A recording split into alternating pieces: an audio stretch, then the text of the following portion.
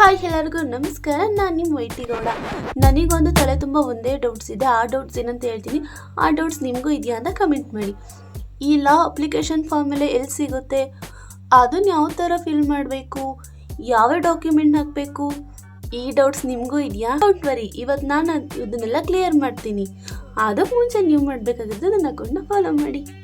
Hi ಎಲ್ಲರಿಗೂ ನಮಸ್ಕಾರ. ಎಲ್ಲರಿಗೂ ನಾನು ಲಾ ಕಾಲೇಜ್ ಬಗ್ಗೆ, ಲಾ ಕಾಲೇಜ್ ನೇಮ್ಸ್ ಎಲ್ಲ ಹೇಳಿದ್ದೆ. ನಾನು ಓದ್ ವಿಡಿಯೋದಲ್ಲಿ ನಾನು ನಿಮ್ಗೆ ಹೇಳಿದ್ದೆ. ನೆಕ್ಸ್ಟ್ ನಾನು ಲಾ ಅಪ್ಲಿಕೇಶನ್ ಫಾರ್ಮ್ ಯಾವ ಥರ ಫಿಲ್ ಮಾಡಬೇಕು, ಅದಕ್ಕೆ ಯಾವ ಡಾಕ್ಯುಮೆಂಟ್ಸ್ ಬೇಕು ಅದನ್ನೆಲ್ಲ ನಾನು ತಿಳಿಸ್ಕೊಡ್ತೀನಿ ಅಂತ ಈ ವಿಡಿಯೋದಲ್ಲಿ ನಾನು ಅದನ್ನು ತಿಳಿಸ್ಕೊಡ್ತಿದ್ದೀನಿ. ಪೂರ್ತಿ ವೀಡಿಯೋಸ್ ನೋಡಿಬಿಟ್ಟು ನಿಮ್ಗೆ ಏನಾದರೂ ಡೌಟ್ಸ್ ಇದೆ ಕಮೆಂಟ್ ಮಾಡಿ.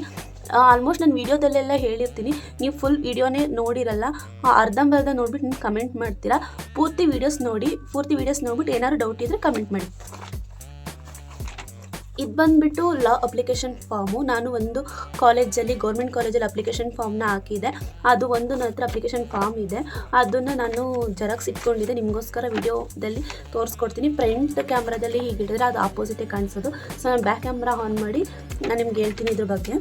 ಇದೇ ಅಪ್ಲಿಕೇಶನ್ ಫಾರ್ಮ್. ಇದು ನೋಡಿದ್ರೆ ಗೊತ್ತಾಗುತ್ತೆ ನಿಮ್ಮ name, father name, details basic ಇದು ಎಲ್ಲರಿಗೂ ಗೊತ್ತಿರುತ್ತೆ. ಅದನ್ನು ಫಿಲ್ ಮಾಡಬೇಕು. 10th PU ಪರ್ಸೆಂಟೇಜು ಮತ್ತು ಡಿಗ್ರಿದು ಆಲ್ ಸ್ಟೆಪ್ 6 ಸೆಮ್ದು ಪರ್ಸೆಂಟೇಜ್ನ ಟೋಟಲ್ ಮಾಡಿ ಬರೀಬೇಕಾಗುತ್ತೆ. ಬ್ಯಾಕ್ ಸೈಡ್ ಬಂದು ನಿಮಗೆ ನಿಮ್ಮ ಅಡ್ರೆಸ್ ಬರೀಬೇಕು, ಕೆಳಗಡೆನೂ ಸೇಮ್ ಅದನ್ನೇ ಬರೀಬೇಕಾಗುತ್ತೆ. ನೆಕ್ಸ್ಟ್ ಸಿಗ್ನೇಚರ್ ಹಾಕಿ ತಮ್ಮ ಹಾಕಬೇಕು. ಇದ್ರ ಜೊತೆಗೆ ನಿಮ್ಮ degree marks card, PU marks card, 10th marks cards and Aadhaar card, ನಿಮ್ಮ ಇನ್ಕಮ್ ಸರ್ಟಿಫಿಕೇಟ್ ಪ್ರತಿಯೊಂದು ಡಾಕ್ಯುಮೆಂಟ್ನ ಹಾಕಿ ಅಪ್ಲೈ ಮಾಡಬೇಕು. ಈ ಅಪ್ಲಿಕೇಶನ್ ಫಾರ್ಮ್ನ ಒಂದು 4ರಿಂದ 5 ಜೆರಾಕ್ಸ್ ಮಾಡಿಸ್ಕೊಡಿ. ಯಾಕಂದರೆ ಬರೀಬೇಕಾದ್ರೆ ಸ್ವಲ್ಪ ಮಿಸ್ಟೇಕ್ಸ್ ಆಗುತ್ತೆ. ಆಗ ಮತ್ತೊಂದು ಅಪ್ಲಿಕೇಶನ್ ಫಾರ್ಮ್ ಕೊಡಿ ಅಂತ ಕೇಳಿದ್ರೆ ಕೊಡೋದಿಲ್ಲ.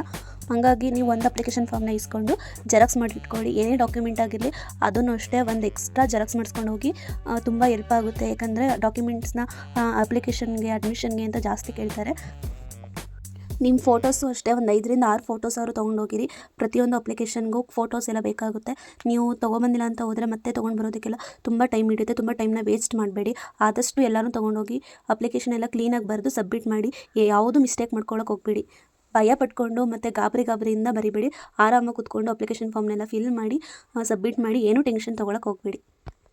ಅಪ್ಲಿಕೇಶನ್ ಅಪ್ಲೈ ಮಾಡಿ ಎಷ್ಟು ದಿನಕ್ಕೆ ಸೀಟ್ ಸಿಕ್ಕಿದೆ ಇಲ್ಲ ಅಂತ ಕನ್ಫರ್ಮ್ ಮಾಡ್ತಾರೆ ಅಂದರೆ ಮಿನಿಮಮ್ 1 ತಿಂಗಳಾದರೂ ಬೇಕು. 1 ತಿಂಗಳಷ್ಟರಲ್ಲಿ ನಿಮ್ಗೆ ಕಾಲೇಜಲ್ಲಿ ಸೀಟ್ ಸಿಕ್ಕಿದೆಯಾ ಇಲ್ವಾ ಅನ್ನೋದನ್ನು ಕಾಲೇಜವರೇ ನಿಮಗೆ ಫೋನ್ ಮಾಡಿ ಹೇಳ್ತಾರೆ.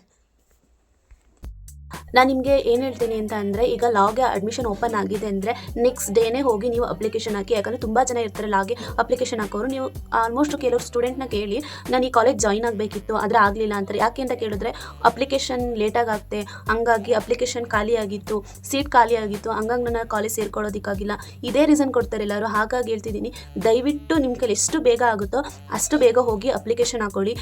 ಬೇಗ ಹಾಕೊಂಡ್ರೆ ಏನು ಬೇಗ ಸೀಟ್ ಸಿಗುತ್ತೆ ಅಂತ ಹೇಳ್ತೀನ, ಬೇಗ ಹಾಕ್ಕೊಂಡ್ರೆ ಈಗ ಏನಂದರೆ ಒಂದು ಕಾಲೇಜಲ್ಲಿ ಇಷ್ಟು ಸೀಟ್ ಅಂತ ಇರುತ್ತೆ.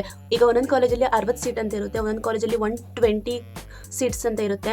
ಅಷ್ಟು ಫಿಲ್ ಆದಮೇಲೆ ನೀವು ನೆಕ್ಸ್ಟ್ ಏನೇ ಮಾಡಿಕೊಂಡ್ರು, ಎಷ್ಟೇ ರಿಕ್ವೆಸ್ಟ್ ಮಾಡಿಕೊಂಡ್ರು ನಿಮ್ಗೆ ಆ ಕಾಲೇಜ್ಗೆ ಜಾಯಿನ್ ಮಾಡ್ಕೊಳ್ಳಲ್ಲ. ಹಾಗಾಗಿ ಹೇಳ್ತಿರೋದು, ದಯವಿಟ್ಟು ಬೇಗ ಹೋಗಿ ಅಪ್ಲಿಕೇಶನ್ ಹಾಕ್ಕೊಂಡ್ರೆ ನಿಮಗೆ ಸೀಟ್ ಸಿಗೋ ಚಾನ್ಸಸ್ ತುಂಬ ಇರುತ್ತೆ. ನೆಕ್ಸ್ಟ್ ವೀಡಿಯೋದಲ್ಲಿ LLB ಕೋರ್ಸ್ಗೆ ಏಜ್ ಲಿಮಿಟ್ ಎಷ್ಟು, ಅದರ ಡೀಟೇಲ್ಸ್ ಪ್ರತಿಯೊಂದನ್ನು ನಿಮಗೆ ನೆಕ್ಸ್ಟ್ ವೀಡಿಯೋದಲ್ಲಿ ತಿಳಿಸ್ಕೊಡ್ತೀನಿ.